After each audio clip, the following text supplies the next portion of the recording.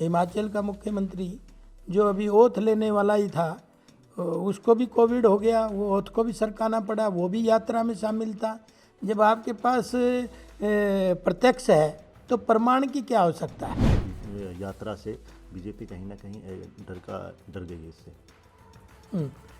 देखिए, खिसक्यानी बिल्ली खंबा नोचे है। ये देखो, और जब भी चाइना का कोई आता है तो ये चाइना के पीछे क्यों खड़े होते हैं? नमस्कार, हरियाणा तक में आपका स्वागत और मैं देशराज चौहान। इस वक्त हैं मेरे साथ कोसली विधायक लक्ष्मण यादव जी हैं, उनसे हम बात करेंगे। सर, किस तरीके देखते हैं कोविड दोबारा से दस्तक दे रहा है, तो आखिर उसकी किस तरीके से आगे तैयारियां हैं सरकार की तरफ से? सरकार की पूरी तरह से पहले भी तैयारियां रही हैं, चाहे प्रदेश की सरकार हो चाहे केंद्र की सरकार हो, और अच्छे से तैयारियां हैं। लेकिन सबको इस तैयारियों में सहयोग देना चाहिए और हर वर्ग को इसमें सहयोग देना चाहिए, हर पार्टी को इसमें सहयोग देना चाहिए। इस तरीके से आप देख रहे हैं कांग्रेस की एक यात्रा चल रही है, भारत जोड़ो यात्रा। वो आरोप भी लगा रहे हैं कि जो कोविड है वो सिर्फ यात्रा को रोकने के लिए लेकर है। आप किस तरीके देखते हैं पूरा? देखिए, इससे ये कोई खाली एक देश की कोविड की समस्या नहीं है, ये तो विश्वव्यापी है। आपको पता है कि इसका नुकसान किस तरह से हुआ है। आर्थिक नुकसान भी हुआ है, लोगों के घरों से उनके व्यक्ति छिन गए, उनको इस बात का दर्द है। और बीमारी तो कोई भी हो, उसको हमने प्रिकॉशन सब ने मिल के रखना चाहिए। और रही आप कह रहे हो कि कांग्रेस ये कोविड का जो कह रही है, तो मैं तो यही उनको कहना चाहूँगा कि आपका भी एक हिमाचल का मुख्यमंत्री जो अभी ओथ लेने वाला ही था, उसको भी कोविड हो गया, वो ओथ को भी सरकाना पड़ा, वो भी यात्रा में शामिल था। जब आपके पास प्रत्यक्ष है तो प्रमाण की क्या आवश्यकता है? एक आरोप लग रहा है कि जिस तरीके कांग्रेस कह रही है कि यात्रा से बीजेपी कहीं ना कहीं डर गई है इससे। देखिए, खिसक्यानी बिल्ली खंबा नोचे है। डरने की तो राहुल जी तो पार्लियामेंट में भी कहते थे कि मुझे 20 मिनट बोलने का मौका दो, मैं सारा सब कुछ कर दूंगा, धमाका कर दूंगा देश को। मोदी जी ने उसका जवाब एक शब्द में ही दिया था, 20 मिनट पहले बोलना तो सीख लो। तो डरने का कोई हिसाब किताब है नहीं। आपको पता है पूरा देश कांग्रेस मुक्त है, भारत धीरे धीरे बन रहा है। अब बचा है ये तो ठीक है, अपनी मेहनत करनी भी चाहिए, इनकी सेहत भी ठीक रहेगी और इनको समस्याओं की भी जानकारी देश की रहे, क्योंकि ये तो सोने की चम्मच लेके पैदा होने वाले लोग हैं, इनको धरातल और जीरो लेवल का नहीं पता। इसलिए बढ़िया है ये यात्रा कर रहे हैं, अच्छी बात है। मैं तो उनको कामना करता हूँ वो यात्रा करते रहें।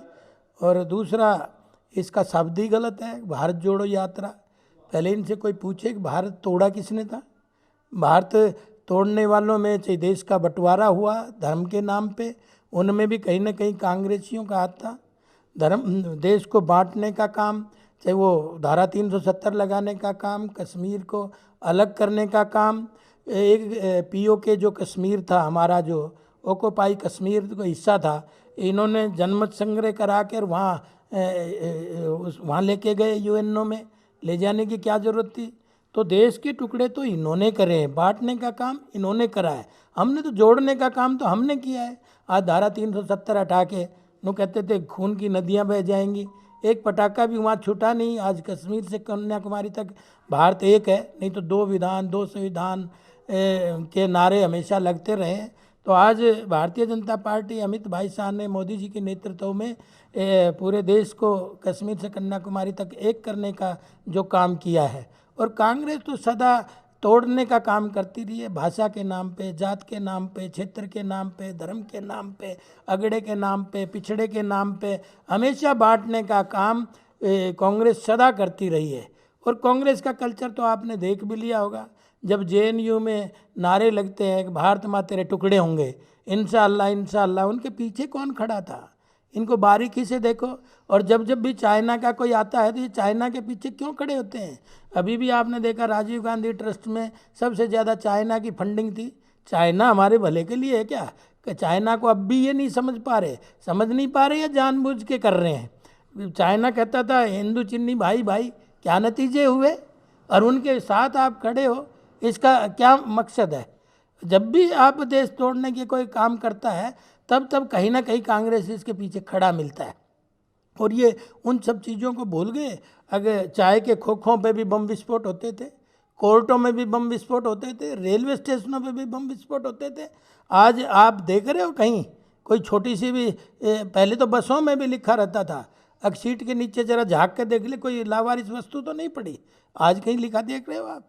तो ये सुशासन और मोदी जी का है इतना सख्ती से इन सब चीज़ों को कंट्रोल किया है, लेकिन फिर ये मुझे लगता है कि देश को फिर तोड़ने के लिए निकले।